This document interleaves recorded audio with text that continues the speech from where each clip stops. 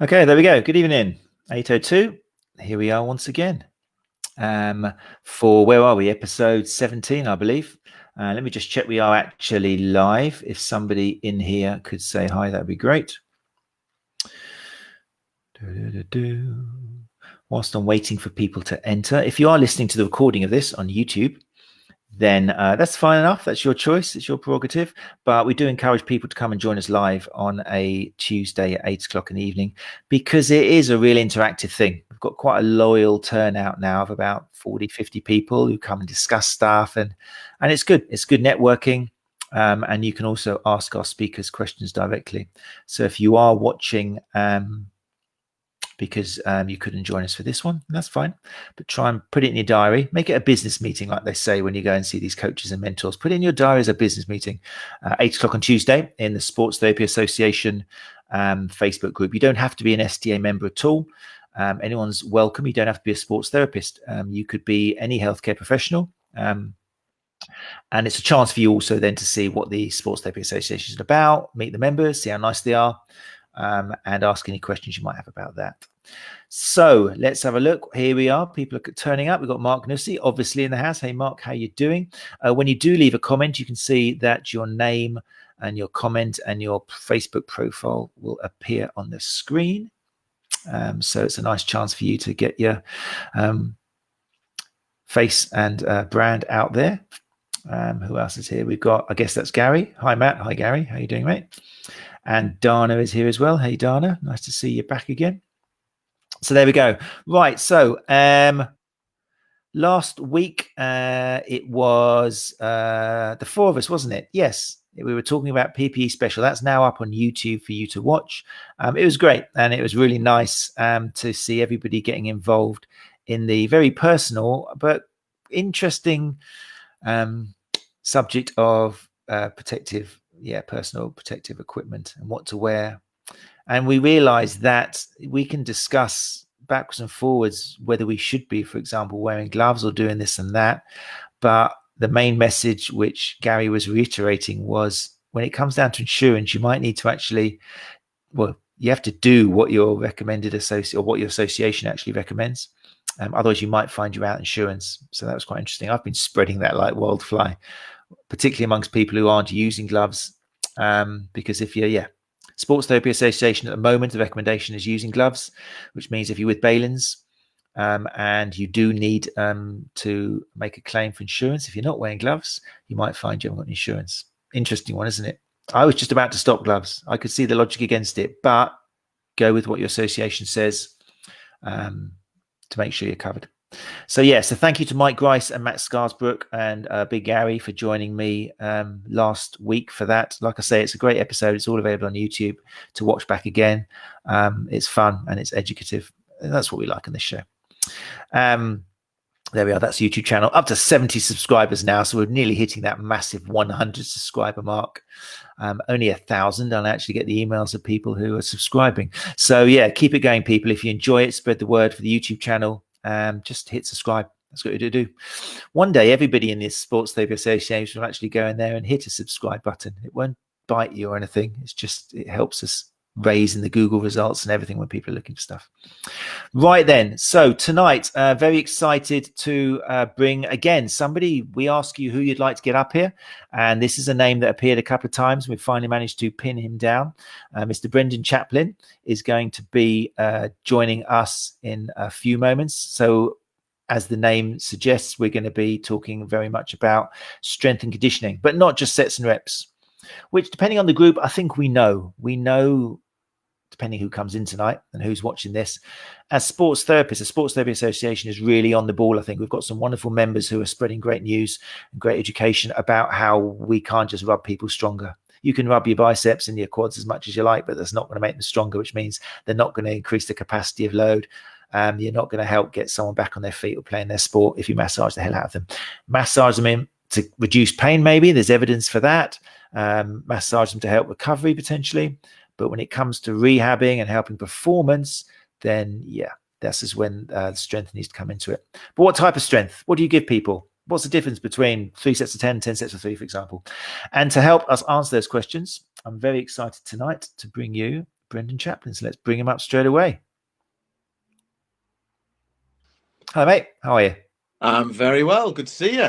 Thanks for having me. And hello, all the STA members. Yeah, thanks for coming in. So, like I say, you've been one of the people people have emailed in quite a lot saying, "I'll get Brendan up here." So I'm very pleased that you. Oh, that's very flattering. I appreciate it. So something's going right. Yeah, exactly. While, haven't you? You look so youthful, but you've actually been around. Unless you started when you were 10, you've accomplished. You know what? I've always loved coaching, mate. And as a martial artist back in my teens, I was not an S&C coach, but I was coaching martial arts, and so I probably have been coaching and doing S&C and all the sort of associated bits and pieces for scarily almost 20 years now, which is worrying, isn't it? Yeah, I know. And you got kids as well, which makes you feel even older, I guess. Yeah, I am. If you hear roaring or screaming, don't worry. There's nothing going on it's just my two twins that have woken up from their naps. So yeah, fantastic. Hopefully, fingers crossed that doesn't happen. Fantastic. How before we get into the subject, how did you? So you were working with martial artists for strength and conditioning. How did you become the multi-talented, BBC appearing men's fitness mogul that you are now? Where did that all come from? How did you get that sounds a lot grander than it actually is. Do you know what? We're talking on a therapy / rehab angle, and I actually really got into strength and conditioning because of rehab more than anything, in that I was fascinated, obsessed with martial arts. And to be honest, I still am. I still define myself as a martial artist at my core. But, in my teens, that was all I wanted to do. And when I was training pretty much full time, I didn't get this at the time, but I lifted weights when I was in my teens, and I did sort of power cleans that looked nothing like power cleans. It was just lifting heavy stuff off the floor and putting it down again. And then without tracking it, my at the time my walk around weight was about 82 kilograms. I remember one day I got on the scales in the martial arts gym and I was 74, and I was like, wow, that feels low.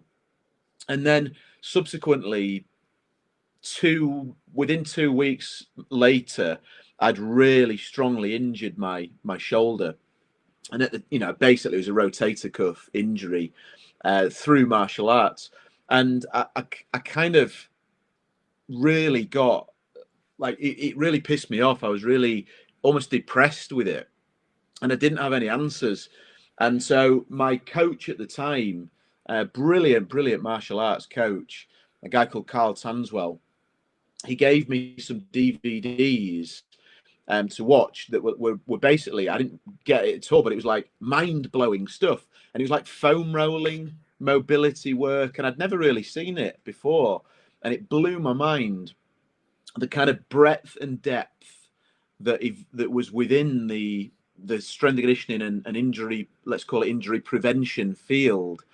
And almost like that, it was like, that's where I need to be. I need to master this. It makes such a big difference. So I sort of got into S&C by haphazardly rehabbing my own shoulder and realizing that a lot of people need help on that if they want to be a successful athlete.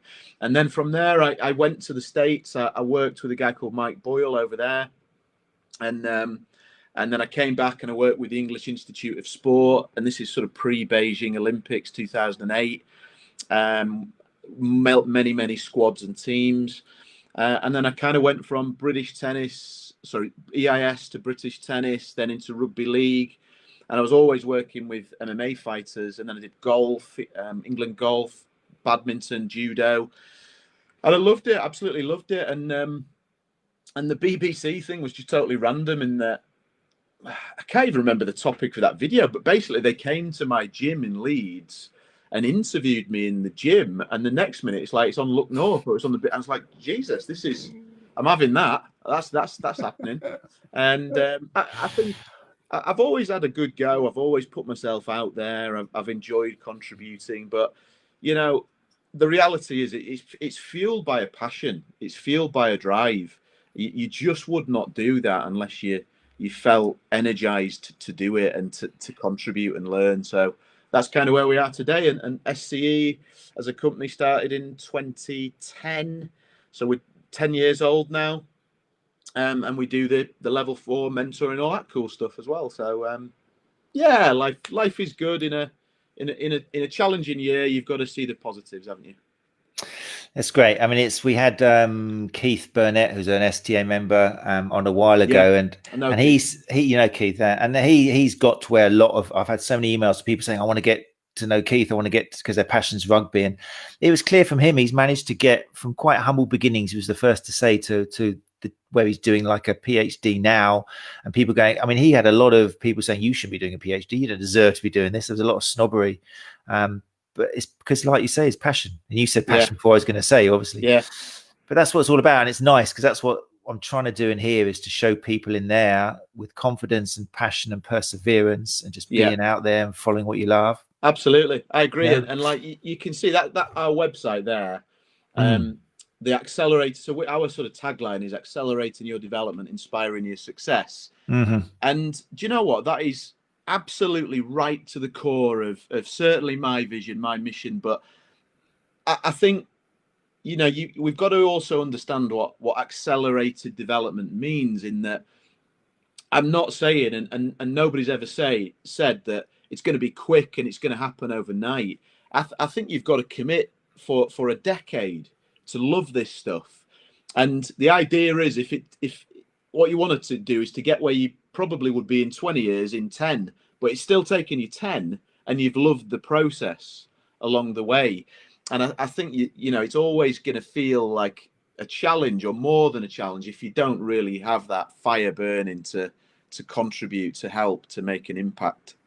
So I don't know, that we're getting a bit fluffy early on here. No, but it's cool. It's important, especially in these times, because it's difficult to have a fire burning for this year. 2020 for most people has been like pretty damp. It's been brutal. It has, and I totally get that. And hopefully this continuing theme won't happen into 2021. But you know, I still think, and I've shared it in some of my Facebook lives and bits and pieces this across the year, in that although it's been a shit year, a really challenging year, and I feel that, I think more than ever before, people need our help. More than ever they need that. And so it is a duty and a drive to still get in front of people and still try and make a difference. And everybody listening is absolutely in demand. So yeah, you know, the work we do now will serve us well in months and years to come, I've no doubt. And really tricky, isn't it? Because now more than ever, you've got to be upbeat and positive, and otherwise your business is going to just start. You know, you got to put on your therapist place more than ever. It's like when the clinic, where you really didn't fancy doing a shift, but as soon as that door goes, you'll be, hey, how's it going? Wow, you've got to be an entertainer, haven't you? But it's tricky. Yeah, it is absolutely. Anyway, so people out there, let's have a little look. If you've got any questions, if you know Brendan already, or you've done any of his courses, if you want to give any feedback, then now's your chance. But I'm going to hit you straight away with, why did you decide to call this episode It's Not Sets and Reps? Yeah, so I think it's a good one, because, you know, ultimately when people think about strength and conditioning, they often do think about sets and reps, and how many sets and reps do I need to do to get stronger, or to get leaner, or to get X, Y, or Z. And I think the overriding theme that for me is really, really important is that actually to genuinely get transformational long-term results.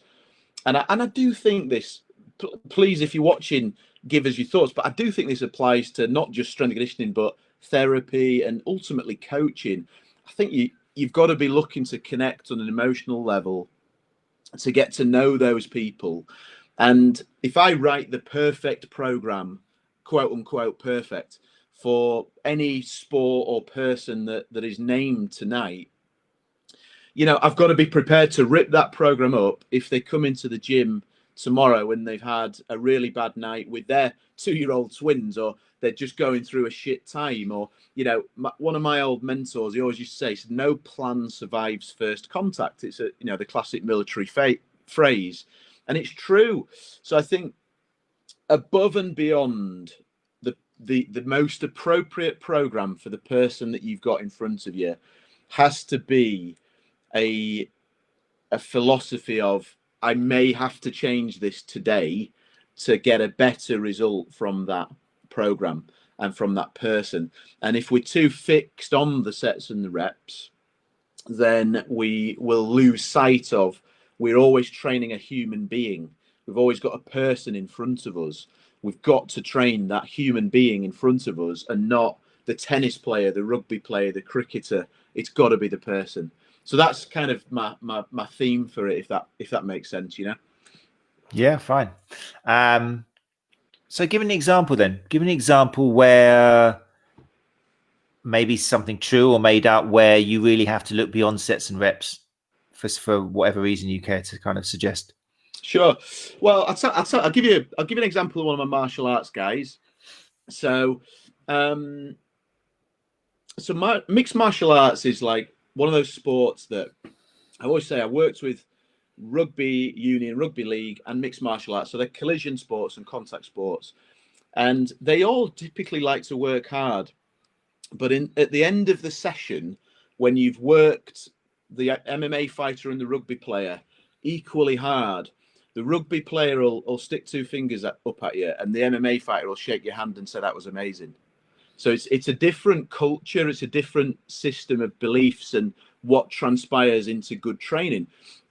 So I trained two guys for a fight camp, and the program, the solution that I'd come up with for those two guys, they had their own program, but they were trained together, was basically they need to get stronger, and we need to raise that basic level of work capacity.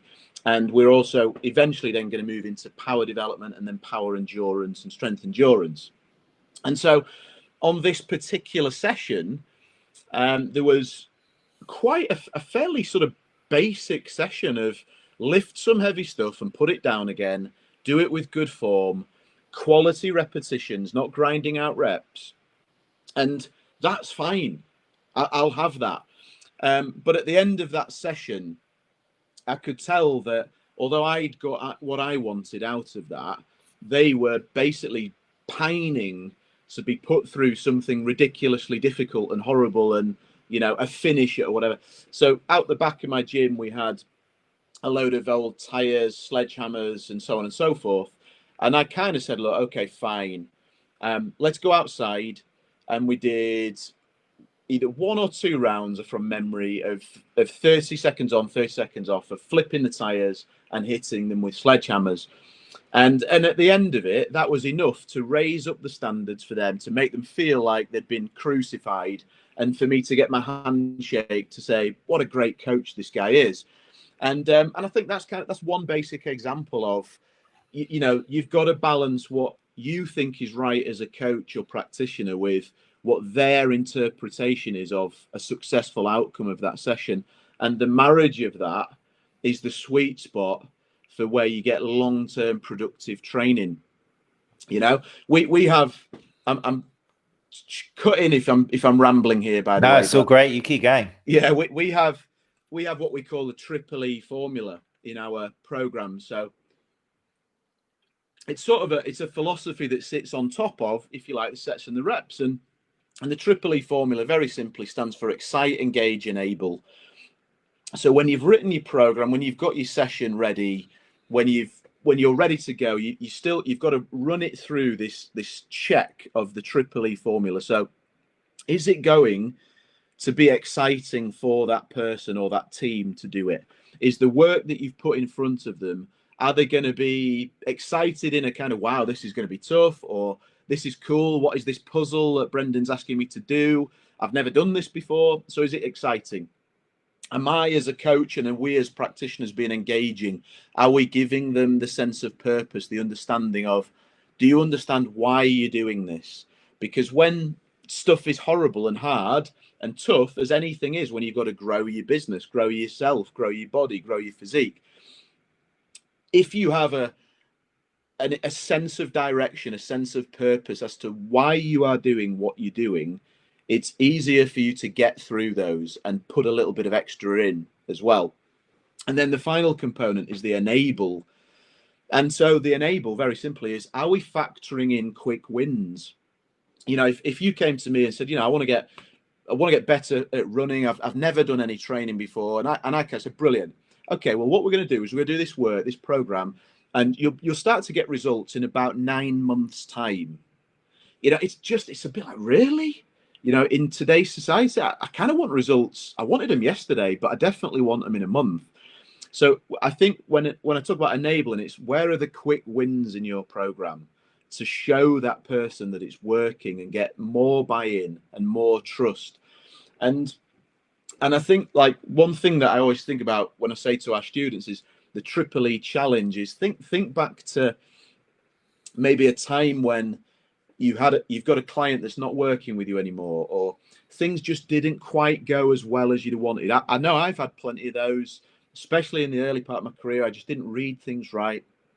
And ask yourself, which one of those three things wasn't as present for that client or that group?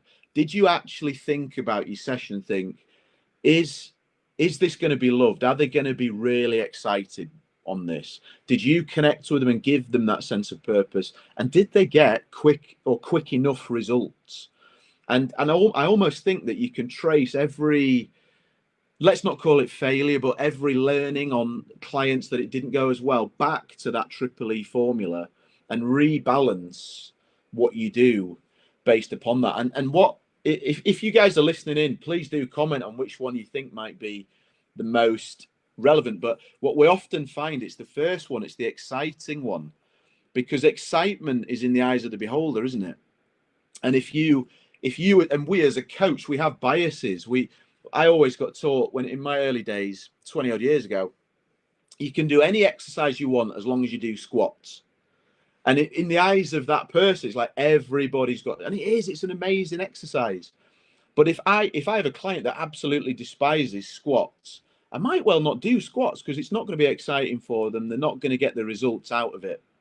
So we can balance check our programs using that Triple E methodology and understand then how to improve and how to raise the buy-in off the back of it.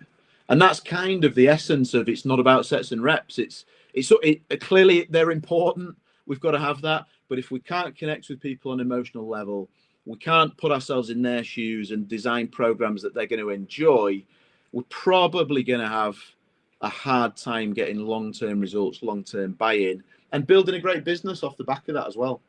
You know? Very good. Excitement, engagement, or enable, wasn't it? Yeah, excite, engage, enable. Yeah. Fine. Let me just stick that out there in case people join us now. Let's put it on there. Okay, people. So there you go. I'll put it down here as well. Be interesting to hear any. Maybe it depends on the person. Obviously, that would be my sit on the fence answer. But maybe share some examples of where one of them was more important than the other for something. You know, you tell us. It's interesting for us to hear what you've experienced. And excitement is also, it can vary from time frames as well. You know, what's exciting for one client today, when they've done it for a few months, that can change, that can evolve, and we make sometimes that assumption that they love squats, or they love power cleans, or they love treadmill, but when they've done it for 6 months or 3 months or whatever. And so the reality is, guys, we've got to talk to people, we've got to ask them, what have you done? What do you enjoy? What do you see yourself doing? And we learn by that, don't we?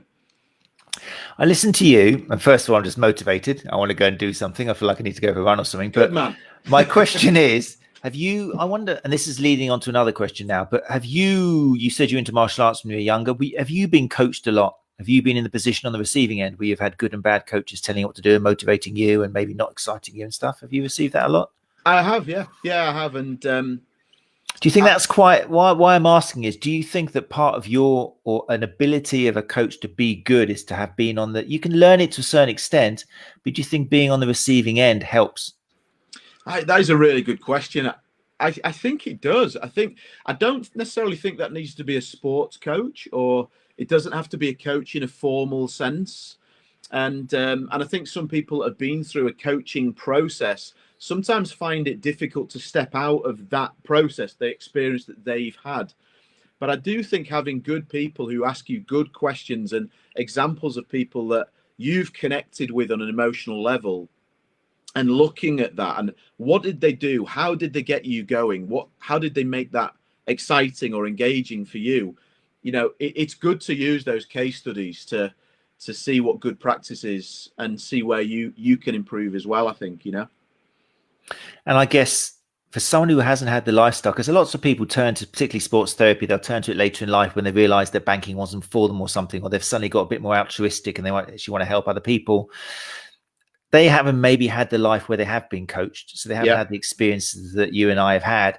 So I suppose this is when, by doing a course, I mean, on your courses, I imagine part of it is people are going to be put into that situation where they're being coached. They're going to work with each other. They're going to react differently to different kind of stimuli.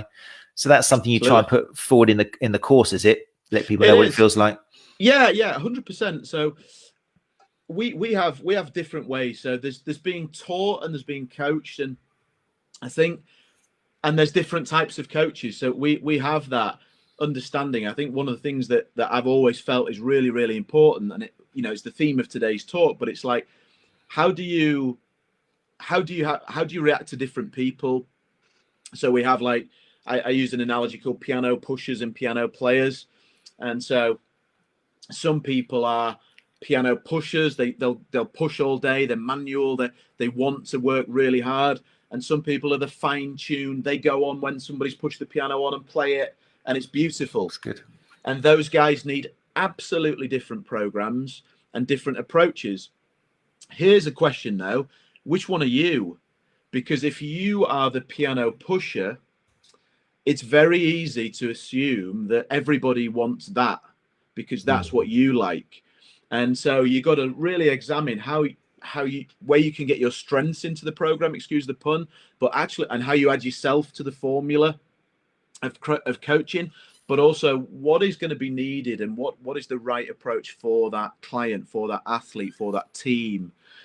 So, good examples there. If you take a rugby team, you've got some players like Johnny Wilkinson, for example, or a very high skill level individual, and you've got some players that just want to smash into people all day, and it's very, very different, and very different personalities off the back of that. But I'd say we have we call it the PPC, Partner Performance Coach Program, and it's like a buddy system where people get trained on how to actually coach and the coaching models. Forget the sets and reps, forget the programs. It's literally like this, let's do 20 minutes me on you, 20 minutes you on me, and then a summary following a model.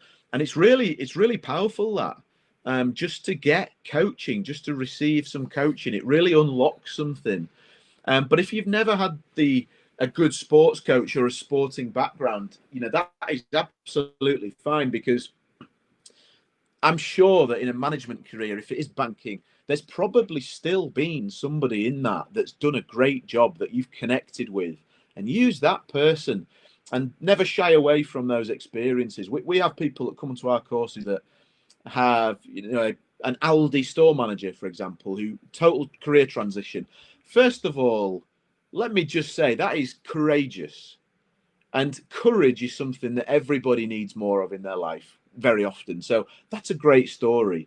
But think about the lessons that you've learned in those careers that young people need, that even adults, even we need it. Everybody needs it. Coaching is about those stories. It's about helping people to become the best version of themselves. So I'd challenge people and say, really dig deep into your history, your story, and tell that story. We call it adding yourself to the formula. How do you differentiate yourself in business? Whether it's a therapy business, an S&C business, or any business, add yourself in. There's only one of you. So look at your USPs as a person, not the qualifications you've got, not the sports you can work with, you.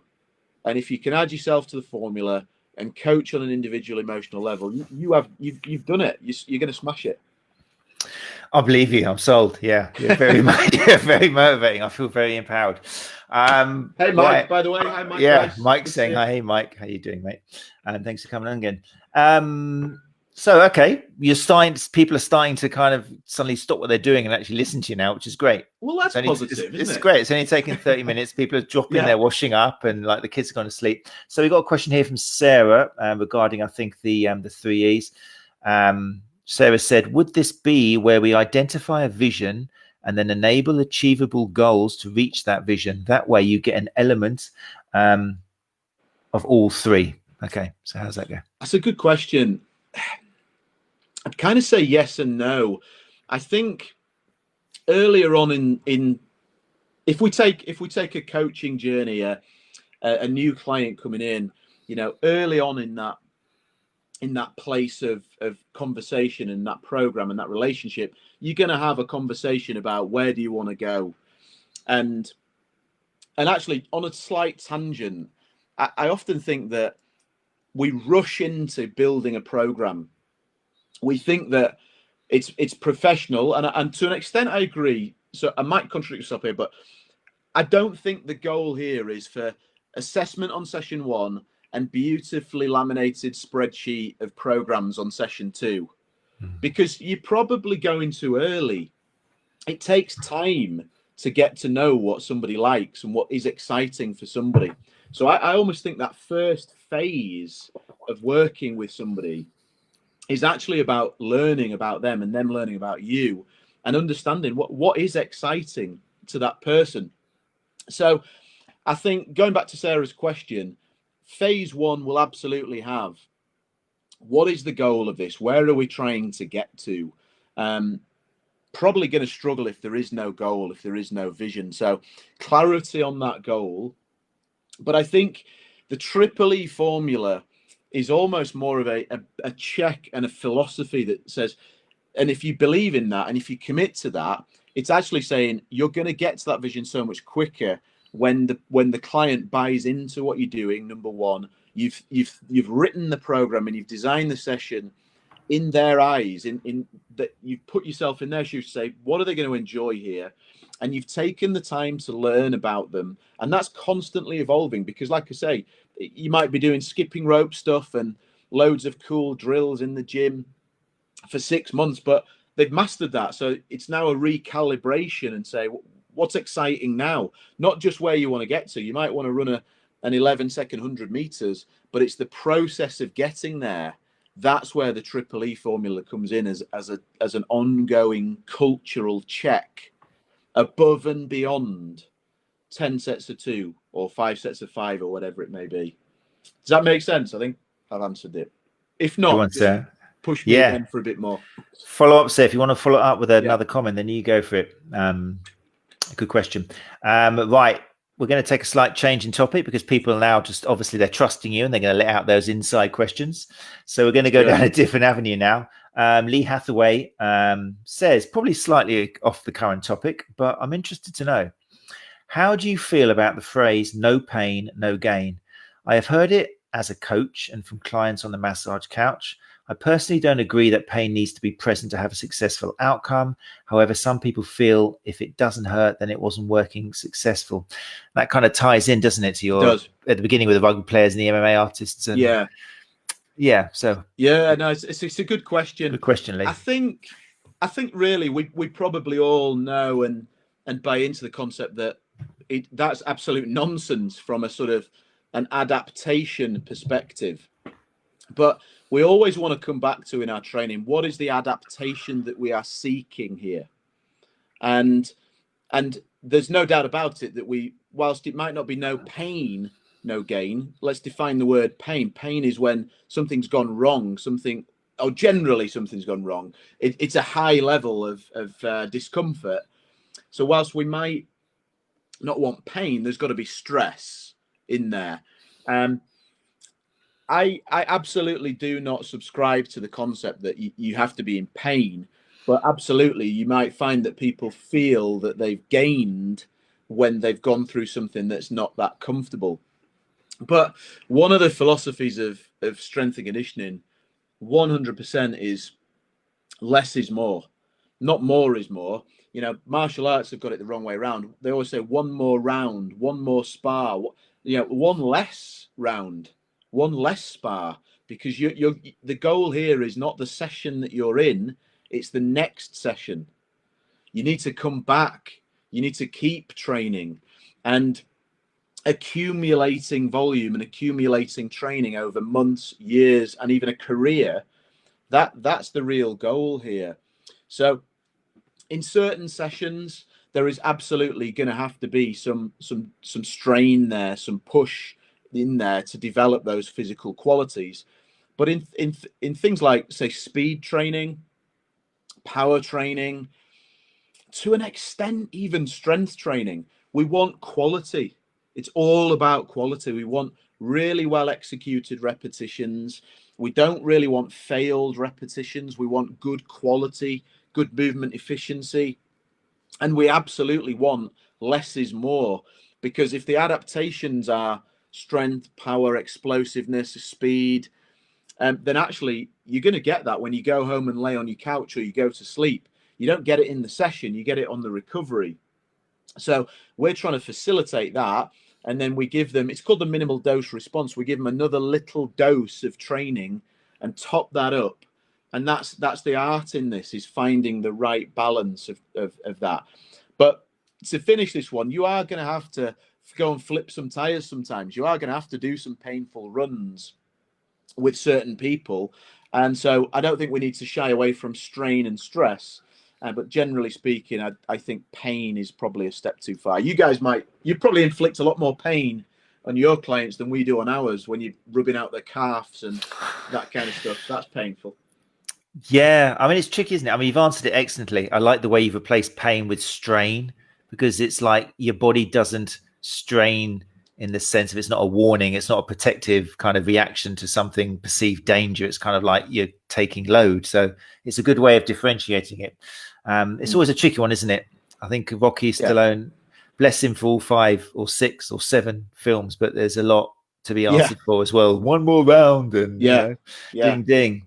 But it's but yeah, it's a real good question, Lee. It's really good. And from a sports therapy perspective, it's different when you've got someone on the couch in front of you.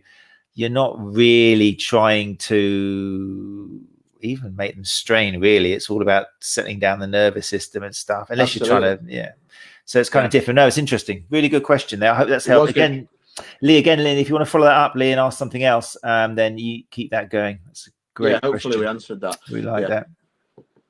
Chris Kitson's in the mix as well. Hello, Chris. Chris is here. Bless it. Have you seen him play the drums before? I haven't. I can't believe no one's seen it. You can check out is it Instagram, Chris? Well, Chris, he looks like you want to kind of father him, even if you're only kind of 25 years old. He's got that effect on you, even though he's got kids himself. But then you go onto his Instagram, or I think it was Instagram, and he's just playing a band. It's a drummer. There you go. What have you got me on the line for? We could be having a live gig tonight. Amazing. It's worth checking out, Chris. Just repost it or something. It's so damn good. And it's just the juxtaposition of you and then suddenly it's brilliant. Anyway, Chris, is there a question there, Chris? Am I just talking about your drums? Hey guys, a bit late to the party this evening. I hope you're both well. How very nice of you. Thanks, Chris. Good to see you here. Sarah's come back again and said, yes, thank you. So in essence, engagement is priority. If it isn't there, it follows that they won't be excited and they won't be enabled. Come back to listening, identifying what drives them or not. Nice one. So there could be an argument there for engage them. Yeah, for sure. Yeah, good. Like it. Nice one, Sarah. She been one of your courses? Is Sarah a plant? Quite possibly. Maybe there's a job for you. She's coming out with some great stuff. Nailed it. Gary here has said finding out what motivates them and importantly what they don't like. Yeah, so it's working with the person in front of you, isn't it? Good stuff. I just think that we often have that connotation of personal trainers and it's incorrect in fairness, but there is that connotation of like, you're going to do it my way. This is how, I got it this way, so I'm going to teach you how to do it the way that, I got my physique or whatever it is. And I just think like, that's not going to get you a long-term result and a really fulfilling, impactful role. You keep clients for years when you engage with them on a much higher level than really the outcome that they initially came to you for. And you can take them on such a cool journey. And I think that that's what coaching's about for me. It's people don't want an autocratic, I'm the man.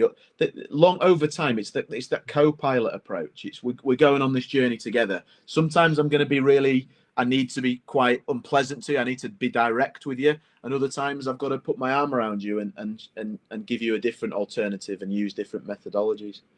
Definitely. It reminds me, especially when we were talking off air. Originally, I did National Academy of Sports Medicine back in about 2000, and I did feel like I was the dog's crown jewels. I felt like I had new information. I needed to structure people's programs. So first of all, it was like activating the core. It was all those years, and then doing some football exercises, and then doing this and that, and then going to this and core, and it's all very much. And I felt like I had all the answers, and so I really always put a real bee in my bonnet when I would see personal trainers who were busier than me, because they spend an hour on the treadmill with their elbow. They're just talking to their friend for like an hour, but they would remember everything. Oh, how's Johnny? He had the exam the other day, didn't he? And they were just full. They would have 40 hours every week with these people. Yeah. And to start off, I wasn't as busy as them. And eventually the coin dropped that I was doing something wrong. And it was like what you're saying. I was enforcing all this stuff on people, thinking, I'm going to make you brilliant. But I wasn't engaging with them on that personal level and remembering what Johnny was doing for his bloody exam at school and stuff. So it's a balance, isn't it? It's a fine balance. And I think being there's a great quote, and it's actually, I've completely stolen this, by the way, so I'm not going to claim this quote. A good coach is a good thief, I think, in that way.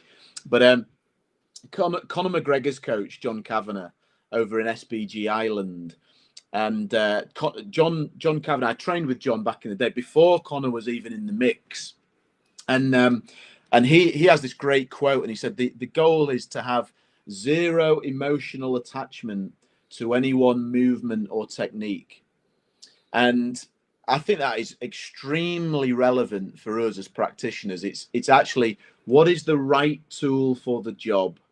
And quite often earlier on in our careers, I know I've made this mistake, is that you do have a very fixed, this is the structure that we're going to go through, and I don't care who you are or what you want or what's exciting to you or what's not exciting to you, this is kind of what you're going to do.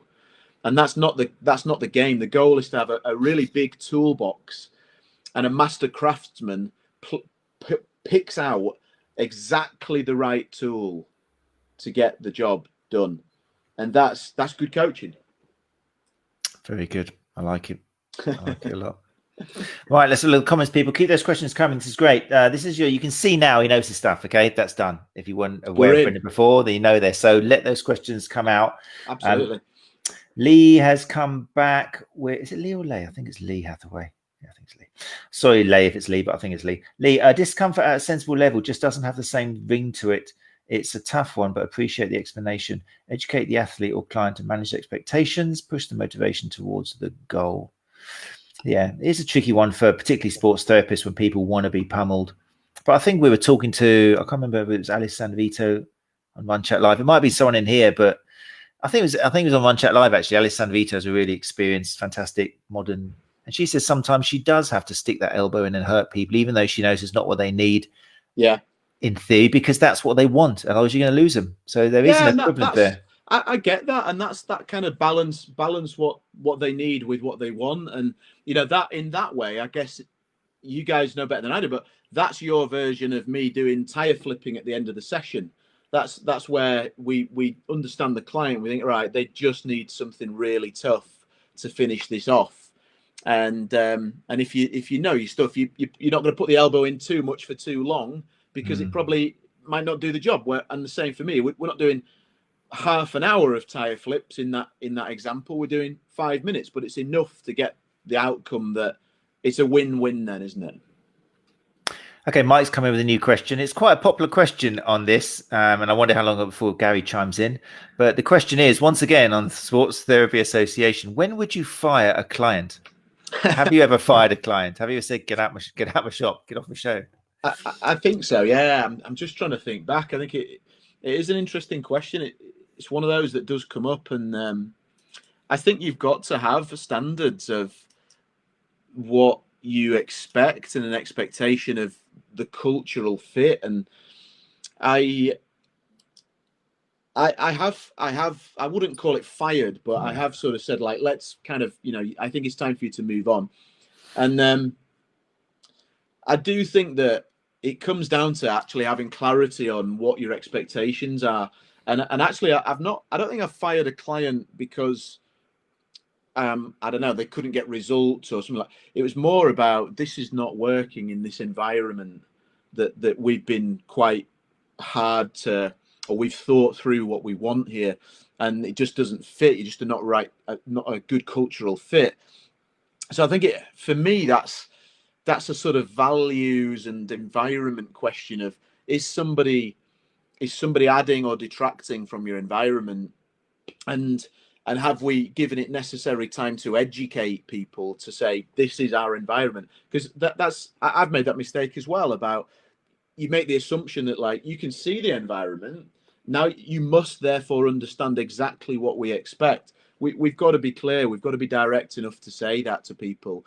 And that comes right from when you do a Facebook post on a daily basis, or you do a video and you're communicating your personality, your values, and your website and the touch points right through to that experience when somebody comes into that gym or clinic for the first time. So I think the where I've struggled with people before is that fit, that cultural fit in the gym, and whether I've sort of said, right, out. I've definitely done that with certain athletes that were part of teams, and like, get out of this gym, you're not coming back. We're not having that sort of behavior in here. But kind of, and I think you've got to do that. I think it really is important to protect that environment and protect that culture that you've set there. It's too precious, and it can be too easily eroded if you don't sort of have the standards on that. I've interns and people that have been coaching for me, many of those have, with the greatest respect, and I say this with no ego, but like, they've not made the grade, and it's not because they're not bright enough. It's the behavioural traits. It's the extra bits that really make the difference there, I think. So good question. Good question. Great. Wow, what do you expect from Gracie? Yeah, Bound to be. I suppose it's worth mentioning, isn't it, for younger therapists, that it's kind of the exception to the rule, isn't it? Because a lot of the time, if a client doesn't come back or they're angry with you, it's what we're talking about. You obviously haven't given them what they needed to hear at the time, isn't it? I mean, the onus does fall Pretty on much. us to understand the client. But if you've tried all that and it still's not working, then maybe it does. Look, remember, when you point the finger at someone, there's 3 pointing back right at you. Oh, so, let's put that down. I've got to make a note of that. I've heard that for ages. You are old. That's great. It's so true, though. That was my rugby league. One of a great coach that I used to work with, Paul Fletcher, Leeds Rhinos. He always say, if you point the finger at someone, remember there's 3 pointing back at you. Can someone please type that in the comments, because I want that to be there, immortalized forever. Just someone write, when you point the finger at someone, there's 3 pointing back at you. I can't be bothered to do it. And I think we've got to accept that responsibility. But there are times when it's just, you know what, I've done everything I can here. Let's move on. Let's move on in a healthy way. Very good. Good stuff. I thought Gary would chime in with, would you fire a client? We had this previously on a Let's Talk About feature, talking about our therapy clients. So it would be interesting to see if the same responses come forward. Yeah, so there you go. We've already answered that. But yeah, I think it's pretty similar. You work as much as you can. If you know the person in front of you and you work, it's amazing. It's a beautiful thing when you do turn someone around. I guess training with, well, not these days, mixed martial artists are often quite educated and kind of different than the old days, isn't it? It's different than back in the day, but you must still get.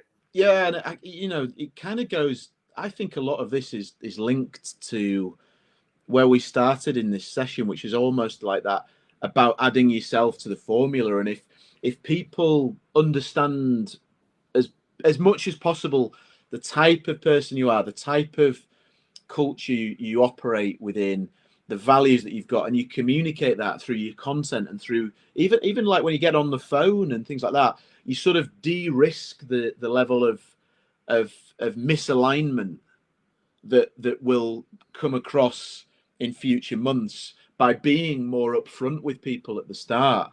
And so I do think, we can't be afraid to show that, because it just simplifies things later. and people, it's a filter, isn't it? And every step, and then you actually get a good bunch of people that come out the bottom. Touch wood. Very good. Touch wood, yeah. Becky, don't worry, you'll be able to catch up on YouTube, or don't worry about that. You will be able to catch up. I'll thank you, Gary, for writing that down. I want to remember that. I want to wake up tomorrow and remember that too. That's a good one. Haven't used it enough lately. Great questions, people. We've only got about 8 minutes left. So if you've got any other questions, then fire them away. I think I've got, let me look at my crib sheet to make sure I've got any more questions for you. Have we touched on, we've talked quite a lot about strength and conditioning for performance. Is there anything else to do with rehab? I mean, obviously with rehab is much more, no, actually it's probably not. I was going to say there's more dosing in rehab. You've got to kind of adjust it more, but that probably goes with the performance as well. But what are some of the gems which you find people on your course who've come primarily for rehab? So I'm thinking maybe more sports therapists. Yeah. What are some of the kind of eureka moments they have which surprises them in the stuff they learn? Okay. I think that the reality is there's only literally only two ways to if you like prevent injuries. There's only two ways we can get injured, and the two ways to prevent them are to increase the load a structure can tolerate, and the second way is to reduce the load going through that structure. So pretty much every modality can fall into that box, or one of those two boxes. And so if we want to increase the load a structure can tolerate, the biggest sort of eureka moment is really that we've got to get people strong, and we've got to do that through the easiest way to do that is to do it through structured strength training, and to start raising those capacities. You know, the stronger a tissue is, the more it can tolerate, the more economical it is, the more it can produce submaximal efforts for repeated amounts of time. So if the best way to improve strength endurance is to improve strength, and then everything else is submaximally easier. And then on the flip side of that, reducing the load going through that structure, this is a big one, because it's movement efficiency. And the classic is the whole knee valgus, you know, landings and the knee drops in, and you guys obviously know a lot more about that than I do from a biomechanical perspective. But if we can improve those movement qualities and that movement efficiency, we reduce the load going through that joint, and therefore we take the risk out of that movement. And so it's sort of balancing the two there. But the challenge is, in order to reduce loads going through structures, or to ultimately have the eye to say what load should be going through those structures, we've got to have the question answered in our own minds of what does excellent movement look like then? Because if we don't have a technical model, how do we know when it's crap? And then how do we know when it's average? And how do we know when it's amazing? And what are we looking for when we're coaching people to say, keep your head up a little bit, or let's push those knees out a little bit? We've got to have a clear technical model.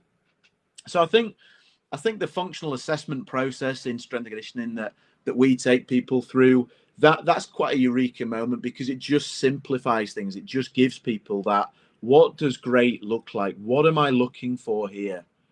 And then I can coach people if they're average, if they're poor, if they're kind of good, and piece those things together.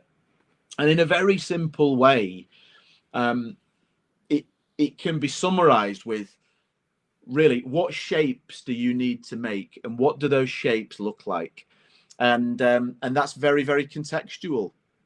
So we have what I call gym shapes. So squatting, lunging, pushing, pulling, bracing, rotating, and all combinations of those things. And that's how we build our progressions. And we're going to know what excellent looks like there.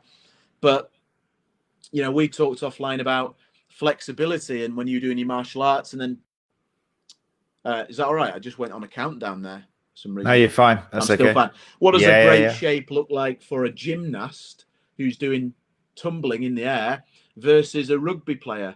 And that's where specificity comes in there. So we've got to know sport specific shapes as well as general shapes. But to be a good S&C coach, the foundation is absolutely general athleticism, raising somebody's general strength levels, general capacity levels, general movement efficiency and movement literacy. And that's money in the bank for whoever it is, whether you're trying to train Olympian or whether you're trying to train a 55-year-old who's recovering from a lower back injury. That is de-risking things massively for them and bang for your buck. So I think they're the biggest takeaways, along with the reality is rehabilitation is a funny thing, isn't it? In that if you have the same program and you love your trainer, and then you go to another trainer and you hate them, and it's the same program, the same sets and reps, you will get better results from the trainer that you like, because the athlete environment or the environment, it's the placebo effect, it's the fulfilling prophecy, the belief that goes into it. And so ultimately you've got to work on the relationships and connect with people, and you're going to get great results off the back of that when it's underpinned with a good solution, a good program. I might be rambling there. No, it's brilliant. No, it's great. And it all kind of comes around again as well, doesn't it? Knowing the person in front of you, knowing what makes them tick, which could vary from day to day, week to week. It's all that common theme. No, that's great. Very good. And it reminds me, actually, when you said about whether it's an elite Olympian kind of athlete or something, whether it's a 70-year-old person trying to get out of a chair, it reminds me of kind of on your website, that reoccurring thing I've seen of being an elite, strength and conditioning coach, but not elitist. Yeah. I mean, the idea that you can look after anybody from any walk of life and help them achieve their goals. But not, I think that's really important. I have been very fortunate to work with elite athletes, but I've always trained general public. I've always trained recreational athletes, young people. And, when I look across the cross section of practitioners that are working with young people down and Olympians and all, I actually think the best coaches are they're not the ones that are at that elite level. And I think that the true, for me, the true definition of an elite coach is somebody that can work with any athlete, with any client, any level, any sport, any age, in any environment, and get great results, get transformational results. And what we do is beautiful. It's a beautiful tool. It's a privilege to be able to do this. And I think if you can share that with anybody, it's such a bigger impact that you're going to make. So, we're really, really strong on it. We do create elite coaches, but it's not an elitist environment, and anybody is welcome on our courses. And we'll work with you as long as it takes to help you get to where you need to go. And I do think that's really, really valuable, Excellent. Great answer. Really good. No, but really, really good. There's a question for Chris, but we've run out of time. But yeah, I'm not even going to ask it. But it's a good question. Well, it is good. Yeah. I mean, we could, if we had another hour, I would talk about. Yeah, it's such. I think it misses a lot from people's strength and conditioning, and it's surprising, isn't it? Sometimes when someone like a 70-year-old does need to develop power to get out of that chair, to do things, and we forget about it, don't we? It does, and I'll try and give it a really, really quick answer, because I do think it's an important question. How important would you say power training is in return to play rehab? It is, because we lose that. It's the first. Speed and power are the first qualities to go.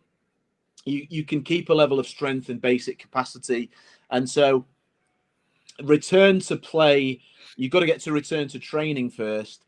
Return to training, then to returning to play. That is going to be about bringing you back to that sharpness. So, depending on the sport, it's more or less, but the reality is you do need to be at that level of speed and neural conditioning, in addition to your basic capacities there. And it is important. Yeah. Great stuff. Well, look, we have run out of time, but if people want to, obviously COVID's kind of gone in the way rather selfishly, but you're doing a lot of online stuff, are you? Yeah, we're doing it. You can do everything we do online, and always happy to to welcome STA members over. I'm certain we've got a 10% discount. One of our guys sent something in earlier on. So if guys watching, if you ever do want to do one of our courses, there is a 10% off. If you just mention that you're an STA member, we'll always look after you. There's even more going on, actually. Gary's just put in here, Sports Therapy Association will be announcing a training bursary available to one lucky STA member who is looking to train with S&C Education. So keep your eyes out in the STA members group for details in the next couple of weeks once we have finalized the finer details. Last year, Tim Grigg, I remember that Tim Grigg was the lucky winner. Oh, was he? Yeah, he's done. Yeah, we've had loads. He's been on quite a lot of our webinars and bits and pieces. So that's very cool. Enthusiastic. Yeah, good stuff. Brilliant. What I'll do though, if it's all right with you guys, I'll send it afterwards or I'll drop it in the group. But there's a couple of presentations that I'm happy for you guys to watch and share, and between if you wouldn't mind keeping it just inside the STA. But there's an injury prevention one and a program design one. Just go for it. Watch them. Come back with any questions, and we can always do a follow up or something else down the line. You know.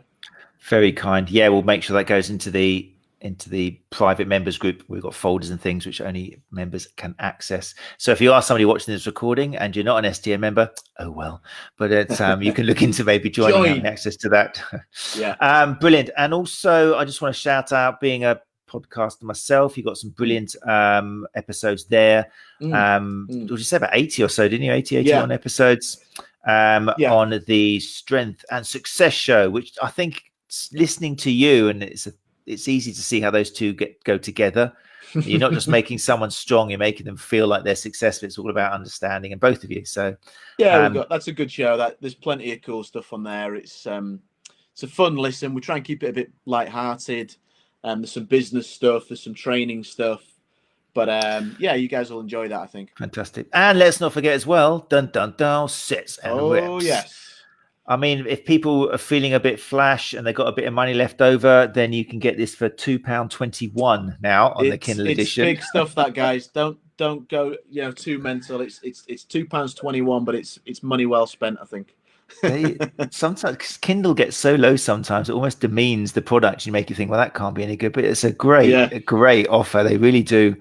There's some amazing ones on there. Sometimes it's just £1. It's incredible how they do that. So and what they're going to find in that is that a lot of what we've been talking about tonight. Yeah, the book's called "It's Not About Sets and Reps," so it kind of is the theme. It's basically, it's a really easy read that you can do that in half a day or a day maximum, and it's basically lessons I've learned, athletic development, business stuff, coaching. So there's recurring themes in there. There is some sets and reps. There's some injury stuff and mobility work in there and things like that. But I think you'll find it an engaging read. Wicked. Okay then. Right. Well, mate, thank you so much. It's been no worries. Very inspirational. It's been great. I'm feeling quite pumped up. I'm going to tell my wife we'll go for a run. It's been great. Well, look, it's a real pleasure to be with you, and I love what you guys are doing. I've seen you guys and spoke at the Therapy Expo, and I hope we can help out your members, and I'm sure we can keep going with some good stuff. I think that there's a real market for, or a need for, rehab and S&C and bridging the gap there. So let's make it happen. Brilliant. Right. Well, thanks, mate. What I'm going to do, I'm just going to chuck you down to the lobby again, and then I'll come and say thanks. If you need to shoot off, then so be it. But otherwise, I'll be down in about 60 seconds or something. Or I'll just say goodbye to people. No problem. Thanks for having me, everyone. Brilliant. Brendan, thank you so much. Speak to you in a sec. Pleasure. There we go. That was so motivating, wasn't it? I always act like I'm surprised. I get these great people coming on the show, and then by the end of it, I'm like wide-eyed and thinking, oh my God, I've got so much to remember now. But yeah, fantastic. So thanks to Brendan for that. Obviously, I'm biased. I come from that background, but for me, it is what takes sports therapy and basically manual therapy into the next century, well, into 2021 anyway. It's the missing link, which we focus so much on doing things with our hands and having special techniques. And that was fine in the time. We didn't know any better. And we all went through that stage of level 4 was more manual techniques. Level 5 was some incredible manual therapy techniques. But now we realize that's all a little bit baloney. And it's more about not just the strength and conditioning, not just the sets and reps, but also coaching, educating, communicating, all the things we've talked about in the other episodes. And it definitely sounds like, there's already a few people who are saying it in the comments, but if you are interested in developing that part of your career, which is pretty vital, then Brendan's courses will have a lot to offer for you. So you can shoot along to his website and find details of it there. Just in case you want to see it again. If you're watching YouTube and you don't want to flick back, then there we go. Let's stick that up there. Strength and Continuing Education.com. Right, guys, that is just about it for us tonight. Just in case you did miss it, because it's relative to our industry, on Run Chat Live last Thursday, I had the very wonderful, you've got to watch this live. She is such a card. She's amazing. Alice Sanvito was my guest on Run Chat Live on Thursday, massage therapist with 35 years. She's seen it all and been there.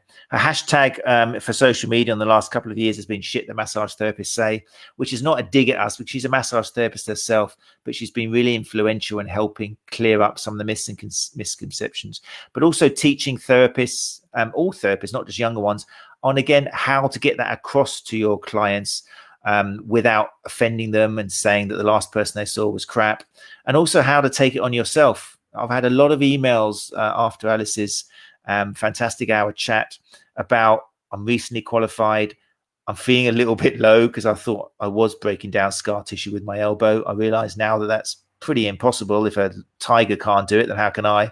But where do I go now? What do I do? So Alice is probably one of my go-to people to start helping change that shit, because it's not throwing away the baby with the bathwater. It's just kind of emptying it a bit.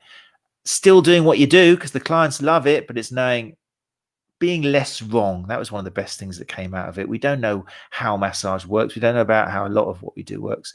But if we can be less wrong, looking at the evidence, looking at clinical practice as well, then that's going to make it work better in the long run. So yeah, do check that out. It's available on YouTube. And also, if you prefer the audio, it's available as podcast as well on all leading podcast apps. That's it, guys. I'm not sure who is on next week. I'm very busy, I'm afraid. I've got to organize the conference and everything. Run Chat Live conference, we're sorting that out very soon. We're going to announce next week what website it's actually going to. I'm very excited when I can officially announce it, because it's great that it's going to this website. So tickets are sale for that. You know all about that already because you're regulars.